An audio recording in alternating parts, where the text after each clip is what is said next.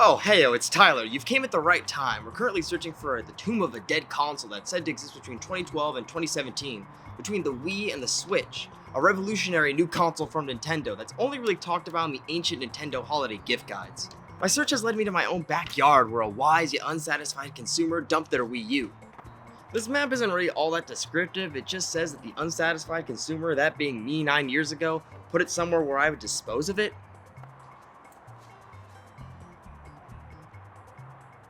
Found it! The Nintendo Wii U, that moment they attached the Game Boy Advance to the Wii and called it a day. This was Nintendo's successor to the extremely successful Wii, which sold 101 million units.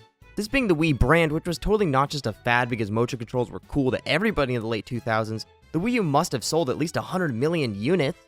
At least that's what I would have said if this number right here didn't happen. The Wii wasn't exactly a success, it was more so a mistake or a failure or a f***up. And while I still love my Wii U and all the experiences it gave me, it's understandable why it failed. And this takes us back to the year 2011, when shuffling was all the rage, jeggings were not a war crime, planking was relevant. The Wii U was officially revealed on June 7th, 2011 at Nintendo's E3 press conference to excitement and confusion. But in thinking about a new Nintendo system, we knew the prevailing thought would be this. Yes, the game will probably still be right for all of us, but could it also be a perfect fit just for you? So today, welcome to the world of Wii U. The other word associations are easy. Is it unique, unifying, maybe even utopian?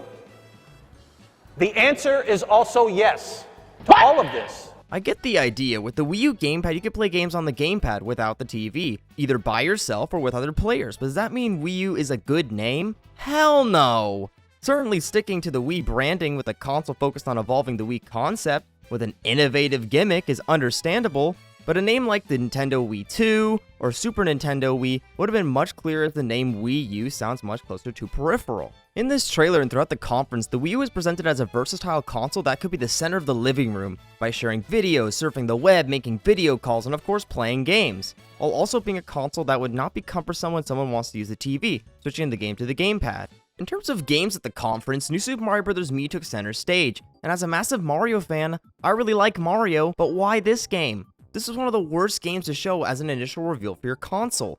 It looks like New Super Mario Bros. Wii, which doesn't really scream next gen to me. This reveal really lacked any exciting titles with an enhanced Wii Sports demo where the gamepad serves new functions and a Zelda demo that at least looked visually interesting. The show floor featured tech demos for Chase Me and Battle Me, both of which would later be packaged into Nintendo Land, as well as tech demos that would later form Game & Wario. But again, most of this E3 was tech demos, not really games. Hey, but at least they told us Smash Bros would be on it. I'm sold.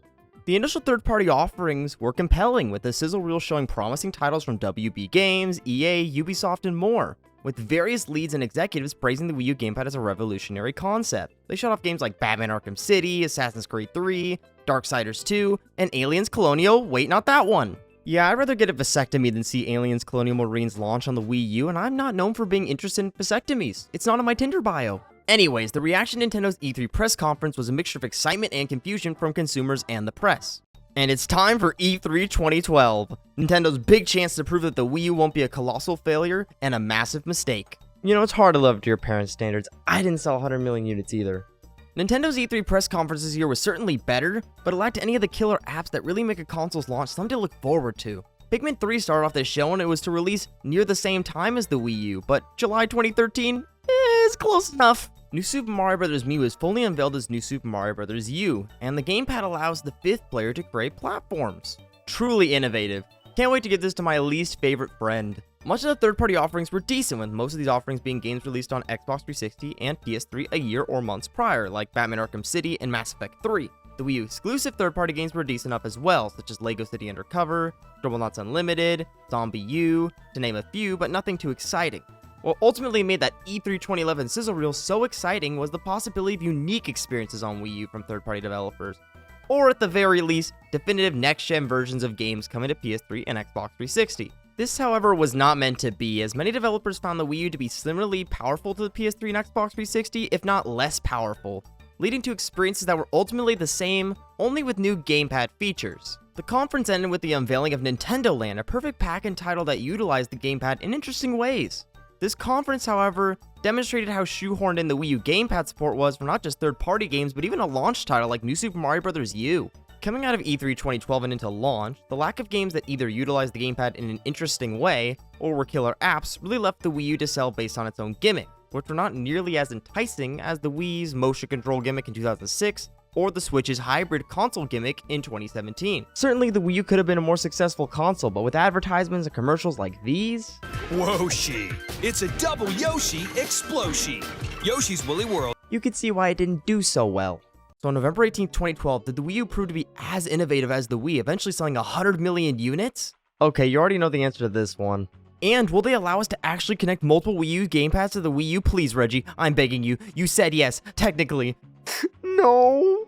The Wii U launched and sold acceptably in comparison to other consoles, but it wasn't a smash hit like the Wii or Switch. I remember getting a Wii U for Christmas, and while I loved it playing New Super Mario Bros. U and Nintendo Land, there wasn't much new to play until mid-2013. I could imagine most kids reacting to getting a Wii U instead of an Xbox 360 like how my mom reacted when I was born and was a boy, not a girl. Good evening, Mr. Teal. I am Dr. Osis, Scully Osis, and I am here to report to you that the delivery was a success. Oh my god, dog, can I see the gender? What is it? It's a Wii U! I want an Xbox One. However, the lukewarm launch lineup of games and marketing aren't the only aspects in which Nintendo failed the Wii U. We need a real medical professional to diagnose the cause of death for the Wii U, so I will be calling in Dr. Tyler for his professional medical opinion. Look, I need his professional medical opinion. If I use the unreleased heart rate monitor for the Wii on the Wii U, it would be considered dead, and that concerns me. I need more than Game & Wario. Look, if Luigi can throw on a lab coat and call himself a doctor by pulling a PhD out of his ass by 2013, then I can too. Besides, his pills are shaped like L's. How do you swallow them? And also, do you think the doctor that really just delivered a Wii U has a PhD? I'm pretty sure my degree from Trump University will say otherwise.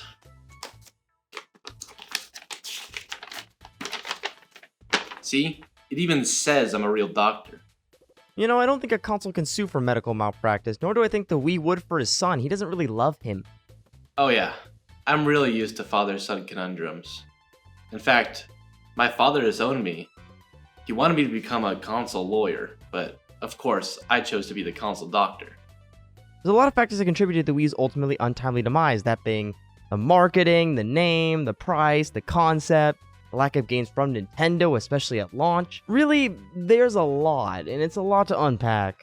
Nintendo's poor marketing of the Wii U can be traced to the initial batch of commercials released to promote its launch. Nintendo downplayed the core gaming experiences on Wii U, that important third-party support, and focused on party and family experiences like New Super Mario Bros. U, Nintendo Land, and Sing Party. This would prove to be Nintendo's marketing strategy throughout the Wii U's lifetime, aka a dog-shit marketing strategy. Marketing a console geared towards everyone with advertisements and commercials showing exclusively children and their parents isn't exactly the best marketing strategy when you want to entice core gamers towards the Wii U just as much as casual gamers. Trust me, kids in commercials can be really annoying to the average person. Hey, my time's dropping fast, people. Boo! Time to upgrade to Wii U. With Wii U, we can play Super Mario 3D World. Find secrets with the Wii U gamepad. Do I need to reiterate?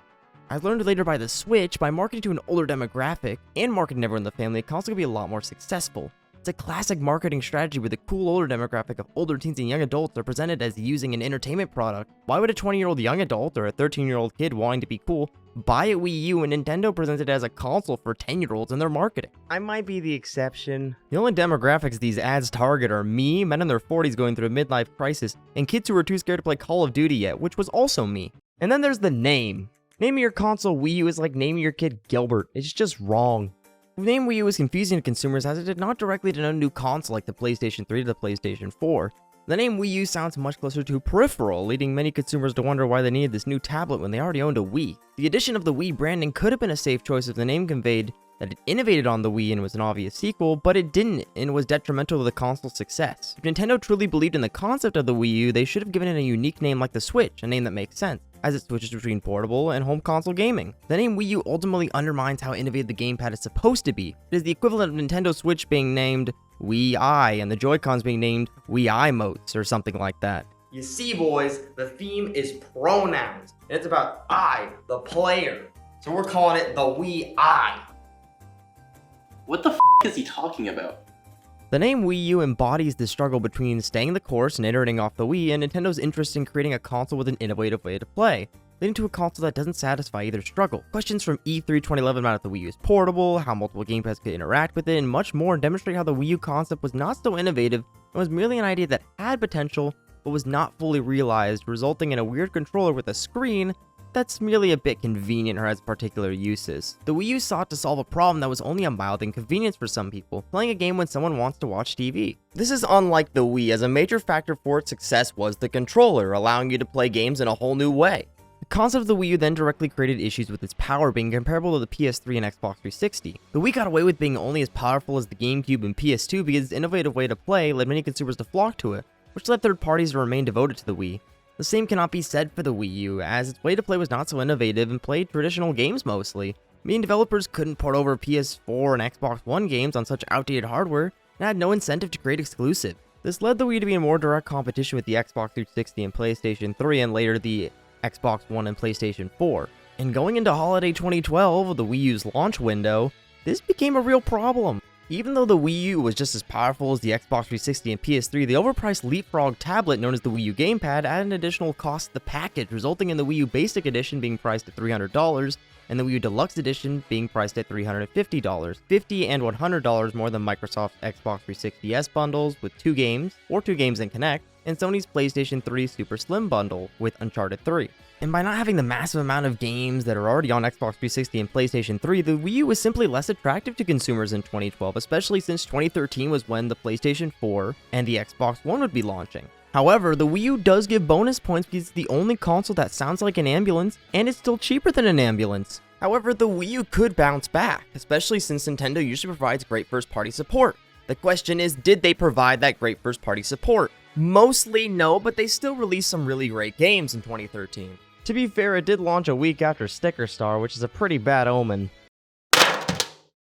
2013, also known as Nintendo's worst financial year or the year of Luigi. The Luigi brand is in crisis. After Nintendo launched the Wii U in 2012, the Big N had issues with game output, citing difficulties with the move to an HD console, leading to Nintendo releasing very few Wii U games in 2013. Game & Wario, also known as The Second Coming of Christ, and Pikmin 3, released in March and August respectively, and while great, were far from killer apps that sold any more Wii U. It wasn't really until September when Wind Waker HD launched when a big title came out, and that was still an HD remaster. An original system-selling game wouldn't hit the Wii U until Super Mario 3D World in November, a good year after the Wii U launched. And starting in 2013, major third-party games really began to dry up, and with the launch of the Xbox One and PlayStation 4, it became clear that the only real support the Wii U would get would be from Nintendo. And with that, I pronounced the Wii U critically and commercially really f***ing dead.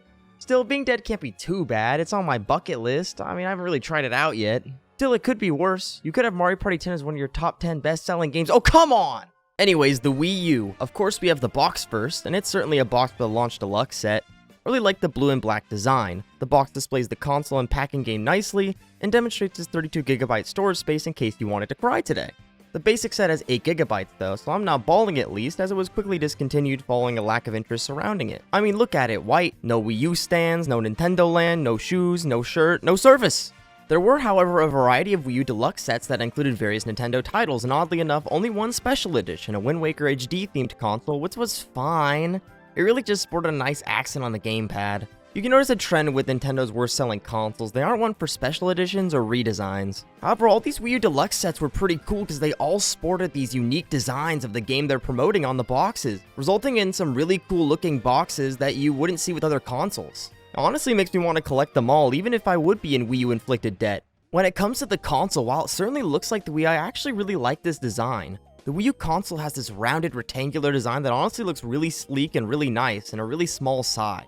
I really have no complaints with how the Wii U console looks, and I actually like the console stand, so sue me. Look, I know this take is illegal in like 32 states, but it keeps my Wii U standing up and I like how it looks. The glossy finish on the Wii U console and gamepad, however, is inexcusable. I will be filing a complaint in 32 states. When it comes to consoles, a matte finish is so much better, as the glossy finish is prone to obvious scratches and smudges that leave the console looking less than stellar. This is especially an issue for the gamepad since you'll always be using it, resulting in scratches and smudges everywhere.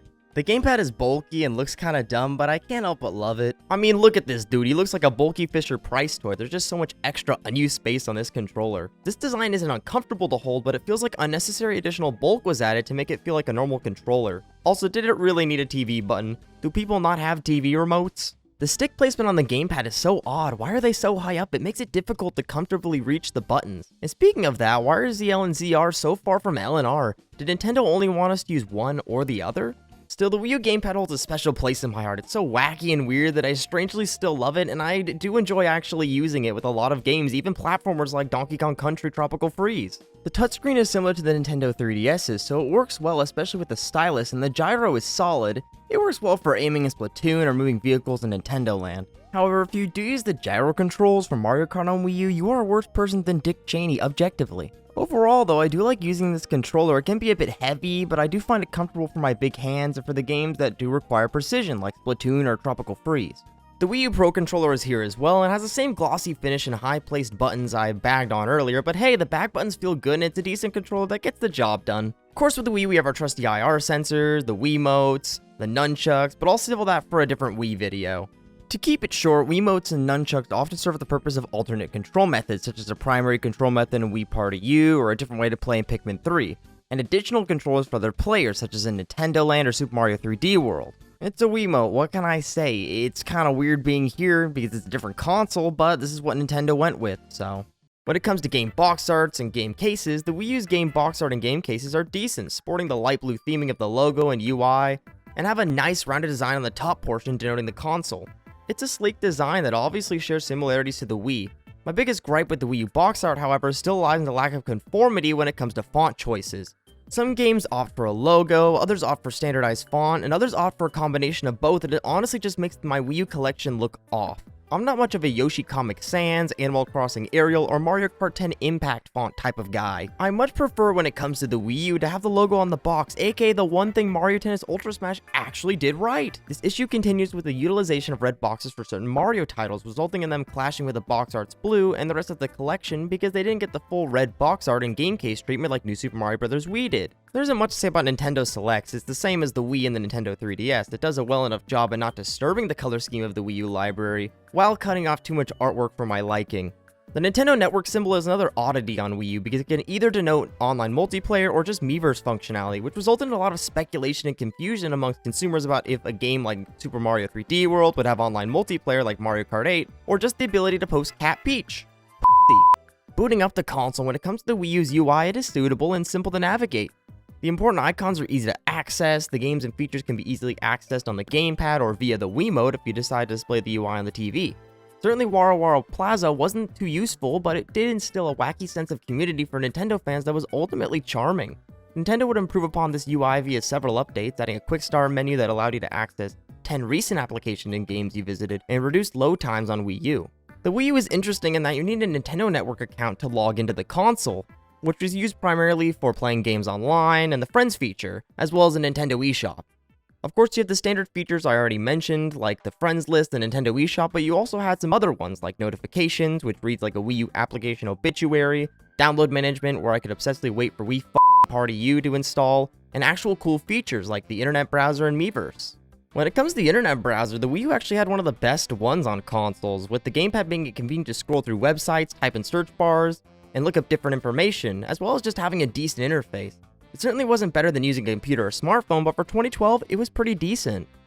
I adored Miiverse, even if it did get just as weird or toxic as Twitter on a console that plays Yoshi's Woolly World. It was a wacky way for Nintendo to instill a sense of community for games on Wii U, with users being able to post about their gameplay experiences, help other players discover secrets and collectibles, draw either terrible or amazing art, and just write funny posts. It was not at all well moderated, but I do miss it on Switch. It was a lot of fun. Who can I talk about Game & Wario with now? Voice chat on Wii U would have been nice too, but I know I'm pushing it with Nintendo. And to make the Wii U the ultimate media experience, introducing Nintendo TVI. Oh, it died. This was a weird feature, especially since it brought Hulu, Netflix, and Prime Video onto a single application and provided information on the gamepad about a show you were watching. It was neat, but was ultimately underutilized, being discontinued and literally removed from the Wii U menu via update in 2015. Talk about a toxic relationship. And of course, we have the glorious Wii U chat, Nintendo's own Skype. It was occasionally fun to use this feature simply because it was a weird way to video chat with someone, but when Skype and FaceTime existed in 2012, it really had little purpose. Who really wants to video chat with the bulky Wii U gamepad? It isn't comfortable to hold or set down at all. Now, does that mean it wasn't fun to randomly call your friends and pester them? Oh hell no, dude, it was so much fun. Meme Maker was just as fun as ever. I love making weird me's and editing my own. They are such simple avatars that have so much personality. Daily logs was an interesting feature. I love seeing how many hours I spent playing certain games. It's a neat feature that needs to be on every console. It's pretty cool to see how much of my life I've somehow wasted on the Wii U eShop. You know, life is fleeting. I'm glad I spent it looking at Meme Run.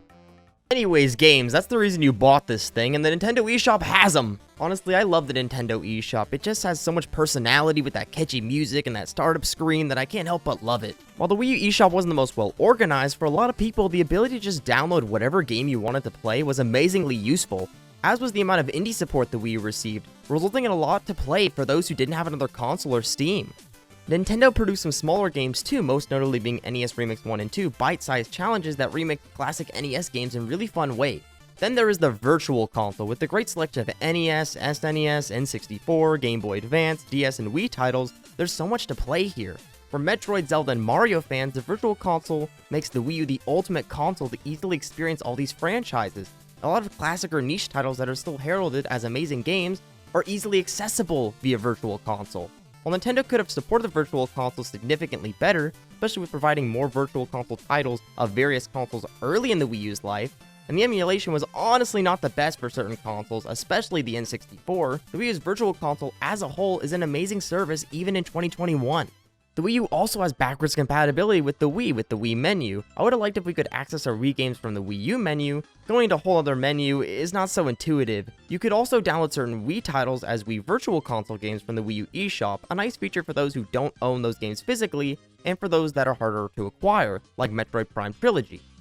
I do commend the Wii mode for having access to the Wii Shop channel, Wii Virtual Console games, and WiiWare before Nintendo publicly executed the Wii Shop channel. It was convenient to be able to pick up titles not available on the Wii U Virtual Console, and WiiWare exclusives. Also, the Wii to Wii U system transfer was so adorable. Look at the little Pikmin go, they're so cute.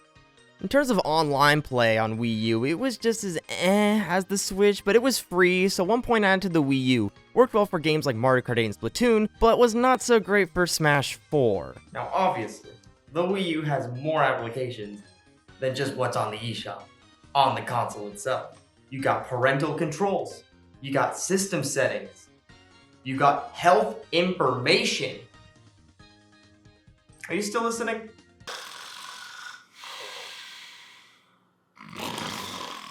When it comes to features though, oh boy, now we're getting into the big one, the ability to play off the TV with the Wii U gamepad.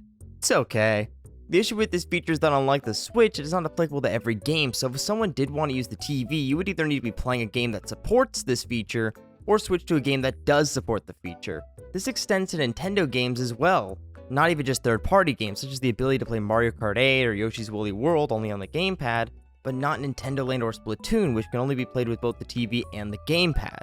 Not to mention, you can really only go a few feet away from the Wii U until it disconnects, rendering it useless if you went into another room, meaning that if you wanted to play it in a private area, that's probably not possible, and unless you have it in your room, you couldn't play it in your bed, or more crucially, while taking a shit. It was an interesting idea and occasionally useful, but I can't take a piss or a shit when using it, so it's not anything revolutionary. And on to the new big boy video games from Nintendo, the reason you bought this shiny plastic. Let's start with the launch of the Wii U and look at the pack-in title for the deluxe bundle, Nintendo Land. Mario Chase, Luigi's Ghost Mansion, Animal Crossing Sweet Day, and Metroid Blast were all excellent uses of the Wii U gamepad to demonstrate dual-screen multiplayer. By having one player with their own screen on the Wii U, and the rest using Wiimotes, the possibility to evade, catch, and battle with other players locally made for a unique experience that is still just as fun to play with friends. When it comes to The Legend of Zelda Battle Quest, I think that could have made for a great full-fledged multiplayer game on Wii U, and Pikmin Adventure was good enough. The single-player offerings were great showcases for the gyro and touchscreen controls of the Wii U gamepad, but felt much more like demos than the other games in this package. The presentation for Nintendo Land is stellar, a Nintendo theme park that even feels like it was made out of the materials used for theme parks, and just a really good looking game. And the same could be said for Game & Wario. Its presentation is stellar, especially with those great multiplayer games like Island and Sketch, which are unique multiplayer experiences, but again, most of the games felt like demos that only scratched the surface of the possibilities of the Wii U gamepad. As a Christ-like figure though, Game & Wario is excellent. It was neat to have a Mario game at launch, New Super Mario Bros. U, but talk about iterative. It had new levels and some new concepts that are fun, but it isn't too different from Wii, even sporting the same soundtrack, tired world theming, and that plastic manufactured feeling art style. When it is creative, such as with giant enemies, the roller coaster-like levels on 5-4, an amazing homage to Starry Night, it can genuinely be interesting, but otherwise, it's good enough. I enjoy the game for what it is. It's a well-designed, great platformer that is a good time with friends, but it isn't something I haven't played before. Oh yeah, I also forgot to mention the game supports 5-player co-op, aka 4 people actually playing the game, and then the 5th player being a dick. Handing someone the Wii U gamepad and telling them to play platforms is the biggest you can say to a person. On the other hand, New Super Luigi U DLC released in June 2013 was a more creative and refreshing New Super Mario Bros. Experience, with the addition of a 100-second time limit, Luigi's weird physics, and more unique utilization of assets, as well as a focus on challenge. Legitimately, this was a memorable experience. I have a lot of memories playing this game and actually thoroughly enjoying the challenge it provided. I think it was a great addition to the New Super Mario Bros. Series and probably something you should actually check out. When it comes to third-party titles that were ported to the Wii U, they were definitely neat but never fully utilized the gamepad, and understandably so. The Wii U was a platform that needed games specifically developed for it. Even so, a lot of Nintendo's first-party offerings didn't utilize the gamepad either using it very lightly for gameplay additions or not at all. So in reality, I can't knock third-party developers for making amazing or great games and just not utilizing the gamepad, because Nintendo really didn't either. I enjoyed my time with Batman Arkham City Armored Edition, Assassin's Creed 3, Splinter Cell Blacklist, and then exclusive LEGO City Undercover,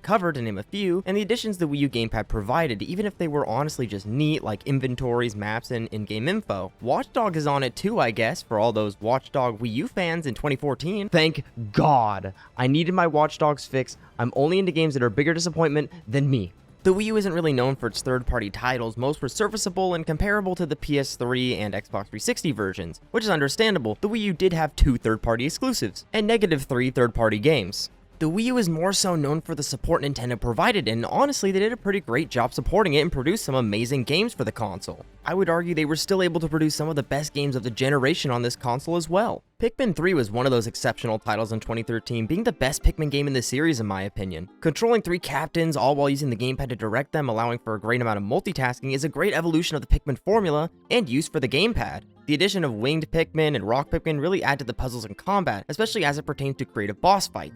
And the game is beautiful, one of the best looking games on the console. The fruit looks delicious and the environments are beautiful, as is the lighting. It's not just one of the best looking games on the console, it's also one of the best games on the console, and I couldn't recommend it more. Pikmin is still underrated to this day.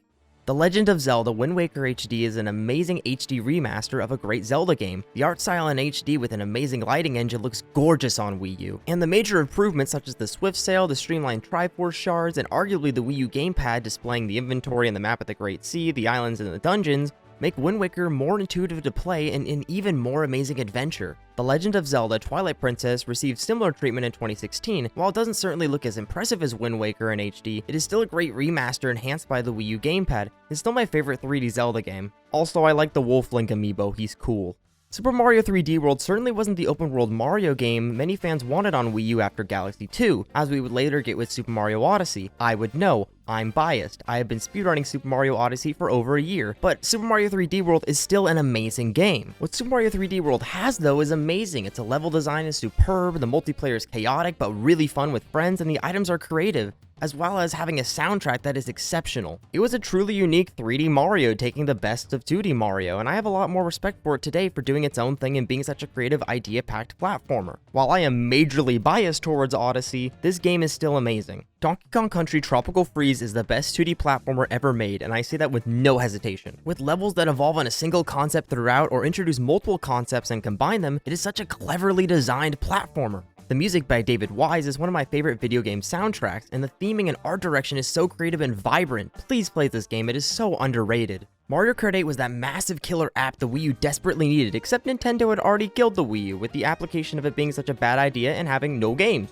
However, the game itself delivered on being the best Mario Kart game to date. The introduction of so many fan-favorite courses, the awesome anti-gravity mechanic, new items like the Super Horn and Boomerang, and amazing controls made this game so much fun. The online wasn't half bad either. Nintendo didn't f*** it up for once. And most importantly, the gamepad is a horn. You can tell they gave up on the gamepad by this point. I didn't even mention it with the last 2 games. With the introduction of 2 DLC packs, notably adding Link and the Animal Crossing villagers, 4 new cups, with Zelda and Animal Crossing courses, as well as 2 F-Zero courses, Mario Kart 8 solidified itself as an amazing package. Even if the battle mode completely sucked, the battle mode would be fixed with Mario Kart 8 Deluxe on Switch, but what Wii U game wasn't ported to Switch? Well, this game wasn't. Super Smash Bros. For Wii U. Huh. I wonder why. While today it is remembered most as a precursor to Super Smash Bros. Ultimate, at the time this game was hype as f***. More fast-paced than Brawl, but still pretty defensive, more crazy characters like Mega Man, Pac-Man, and Villager with amazing reveal trailers, awesome new stages, 8-player Smash, new character and stage DLC after launch. This was an amazing Smash Bros. Game competitively and casually that heavily influenced Super Smash Bros. Ultimate. Bayonetta though. Super Smash Bros. For Wii U expanded Super Smash Bros. To be a generational game, with the hype continuing after launch as more and more characters and stages are added from across gaming from various companies, not just directly connected to Nintendo. And for that, this game is legendary. It's a legendary stepping stone and an awesome experience. Certainly as a party game, it was successful. New modes like 8-player Smash were so chaotically fun. As a Smash Bros. Game in general, it could have used a single-player mode, but that does not mean the game lacks content, as there were many great returning modes like All-Star and Classic mode, so much to collect with trophies, which I did miss in Ultimate because of the fun gaming history they exemplify and provide info on, and so many new characters that were fun to play, with most of the newcomers just being really cool, especially with it being the most newcomers to date in a Smash game at the time. As many competitive players would argue, my bad at game self included, it was still a bit too defensive, floaty, and slower paced, but it did help lead to Super Smash Bros. Ultimate's faster and snappier gameplay. Additionally, as another control method, Nintendo introduced the GameCube controller adapter to allow players to use the GameCube controller in Smash for Wii U and across Wii U games that supported similar control methods like the Wii Classic controller. This was a big gift for the Smash community, especially competitively, as a lot of players used the GameCube controller in Brawl over the godforsaken Wiimote in a fighting game, or still played Melee competitively. And with the GameCube controller being introduced as a control option and the Wii U's architecture ultimately being built off of the GameCube, even sporting a Wii mode, my crackpot theories began, and the Wii U never got GameCube backwards compatibility or even GameCube games on Virtual Console, which was a bummer. It would have made the Wii U an even better platform for playing older games on, and would have opened these games up to so many more people who aren't able to experience them easily right now. It was a missed opportunity, but not a big deal in the long run, especially since we had Wii backwards compatibility, and that was the bigger console, and that was a lot more useful to a lot of people. Also, the GameCube microphone was not supported by the adapter. I want to cry. Apples, grapes, banana. That's a banana. Alongside this game, Nintendo introduced Amiibo, figurines based on Nintendo characters often related to a game that was releasing, such as Super Smash Bros. In Smash for Wii U, you can train your Amiibo to play with you or with a certain playstyle. This was the coolest use of Amiibo, really, because while they were neat figurines, they often only unlocked small extras in most games. Often Amiibo provided you with only small extras in Nintendo games, like new costumes in Yoshi's Woolly World, or small items in Hyrule Warriors, or some small new content like in Twilight Princess HD. However, I always saw Amiibo as extras. They're admittedly cool for their cheap price, but they really don't add much to a game. Amiibo are admittedly underutilized and are mostly a collectible if you're into that type of thing. Captain Toad Treasure Tracker was an excellent puzzle game that utilized the Wii U gamepad for touchscreen and gyro controls for its diorama levels in interesting creative ways. Certainly the Switch version's gyro pointer controls work, but feel less like a way the game was intended to be played. Except for the microphone, good change. I don't want to be winded playing f***ing Captain Toad. Damn you, Toad! Splatoon was another game on Wii U, being a new IP from Nintendo that was a fresh, radical take on multiplayer shooter. With a variety of weapon types that were all unique to play, unique gameplay modes, and a whole unique premise, Splatoon was something unique. Your main objective wasn't just killing other players, but covering the map in your team's ink to capture most territory like in Turf War, or mainly for traversal or holding a point in Splatoon's ranked multiplayer modes, which were still distinct from game modes like in other shooters, making Splatoon something that only Nintendo could make. In terms of weapons, I'm an NZAP man myself, and I do occasionally enjoy playing rollers. Both are simple, fast, and fun. There's so many memorable maps in this game, such as Urchin Underpass and Flounder Heights, and many that would make their way into Splatoon 2, such as Walleye Warehouse, Moray Towers, and Kelp Dome. Honestly, I actually really like the weird Inkling Squid music of Splatoon, in which their odd language is infused with some really memorable, high-octane tracks. I think it's just kind of fun. It makes for a catchy and unique soundtrack that you can't really forget. When it comes to the Wii U gamepad, it is used as a map and to tell you who your teammates are, allowing you to teleport to teammates by simply tapping on them on the map, and assessing what the other team may or may not be doing by what's happening in the battle, as you could see the entire map and what is being splatted at the moment. This is one of the cleverer uses of the gamepad for something as simple as a map because of the amount of utility that it has within this game. While Splatoon 2 relegates the map to a button and it is useful and snappy and the Pro Controller is probably more comfortable, I still enjoyed this use of the gamepad as it was convenient for teleporting and knowing what's going on during the map. The gyro controls of the Wii U gamepad feel great to aim with, it's very precise and it's one of the better uses of gyro on the console. Splatoon is one of those rare titles that took the gamepad into account, and for that, I really appreciate how it's used and how it enhances gameplay. While the Wii U's gimmick may not be the most interesting or creative, Splatoon's utilization of it did make for a somewhat refreshing gaming experience. Something I can really only relate to Super Mario Maker or Nintendo Land on the Wii U. And with a great single-player campaign, continuous free updates, and Splatfest events that brought the community together, Splatoon was one of my favorite experiences on the console and one of the better ways to keep a game alive as a fun multiplayer service. Oh yeah, I also broke my Wii U gamepad when I was 14 playing this game. Don't ask, it cost $100. The ability to create your own Mario levels has always been a fascinating concept, and with Super Mario Maker, we finally had a game that was about that, and it was just as enjoyable as I imagined it. By using the Wii U gamepad, it was so intuitive to simply place down terrain, enemies, blocks, and items, and create entire levels in Super Mario Bros., Super Mario Bros. 3, Super Mario World, or New Super Mario Bros. U styles, and it was fairly easy. Obviously, it takes a lot of thought and effort to make complicated, well-designed levels, but the community was up to that challenge, resulting in so many fun, challenging levels to play that outshined the bad and unfair levels in the game. Even when levels were bad, I still enjoyed them because, providing the benefit of the doubt, someone tried their best to make a good level, and I can appreciate the creative endeavor. To be fair, I made exactly one level of my own. It's called Piranha Plant Palooza. Level creation really wasn't my thing when it came to Mario Maker. I prefer just to play whatever was out there. Not a fan of the automated levels though. I'm sorry, they're cool in design, but extremely boring to quote-unquote play. I don't like when these come up. I wish there was a way to toggle them off.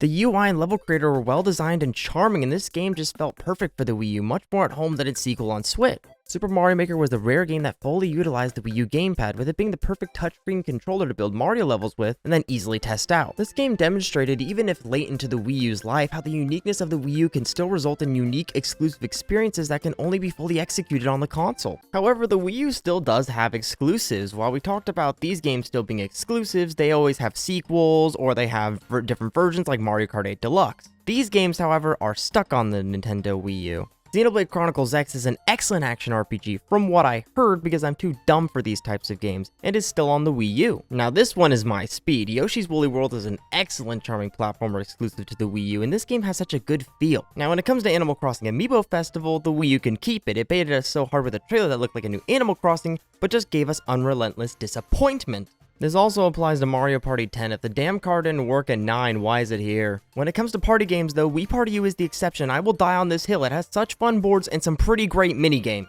Wii Sports Club and Wii Fit U were both weird titles, both being demos that you could later purchase, with the former simply being HD Wii Sports that you could buy for $2 a day with a pass. I really don't know who this is for. I guess for people who want Wii Sports but in 1080p, but different worse physics, so why? Kirby and the Rainbow Curse and Pokken Tournament were also Wii U games. Look, I never said all my commentary would be good.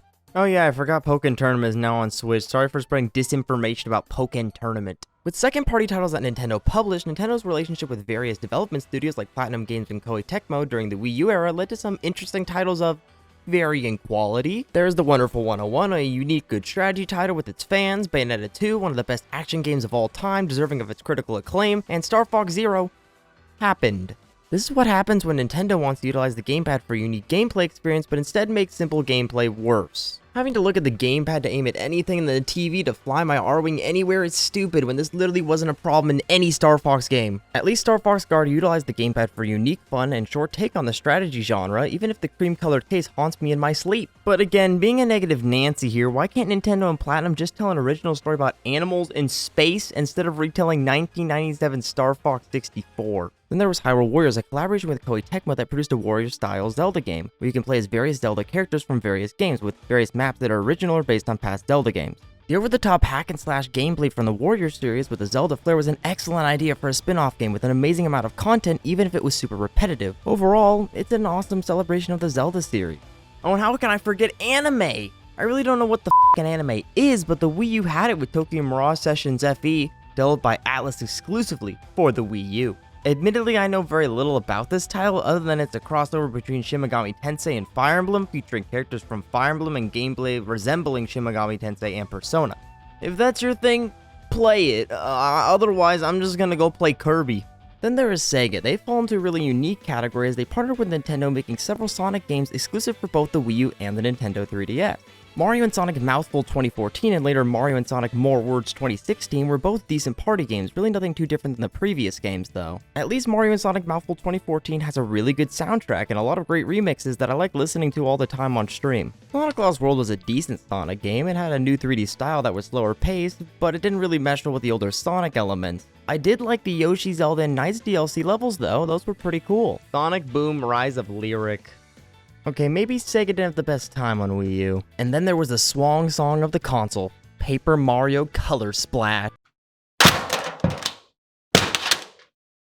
Yeah, I would have lost it if the sequel to Sticker Star was the last Nintendo released Wii U game. The Legend of Zelda Breath of the Wild, releasing on the same day as the Switch's release on both Wii U and Switch, redefined the open world genre, reinventing the Zelda formula as an exceptional must-play.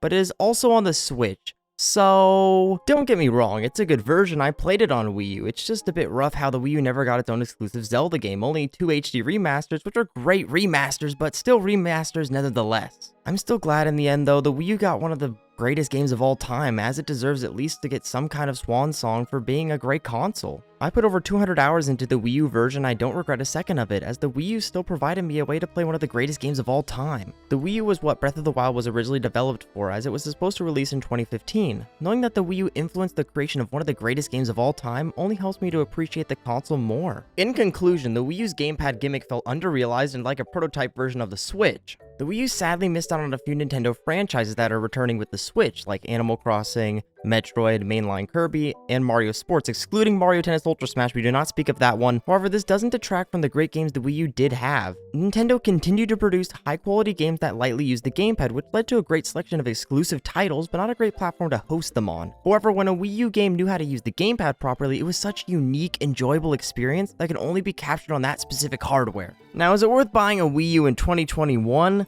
Not really, especially since much of the exclusive experiences on Wii U have been ported to the Switch, often sporting additional features. Pikmin 3 Deluxe, Super Mario 3D World plus Bowser's Fury, Mario Kart 8 Deluxe, Captain Toad Treasure Tracker, Hyrule Warriors Definitive Edition, Bayonetta 2, Pokemon Tournament DX, Tokyo Mirage Sessions, Sharp FE, and Donkey Kong Country Tropical Freeze with new funky mode Knuckles featuring Dante from Devil May Cry series, all examples of enhanced Wii U ports on Nintendo Switch that are the definitive ways to play these games. Oh, and New Super Mario Bros. U Deluxe is worse. Much of the games that are still on Wii U have just as great of sequels on Switch, such as Super Smash Bros. Ultimate, Splatoon 2, and Super Mario Maker 2. Certainly for some, buying a Wii U for Nintendo Land, Wind Waker HD, Twilight Princess HD, and Yoshi's Woolly World, to name a few games, as well as for Virtual Console is a worthy purchase, the Wii U is certainly a console for collectors and content creators now. Except if you want to play Star Fox Zero, you f***ing masochist. However, this is not to discredit the Wii U's great library, which can now be experienced by millions of more people on the Switch. Without the Wii U, these great games may have never been made, and for that, we should be grateful for the Wii U providing a platform for Nintendo and second-party studios to create new and interesting games.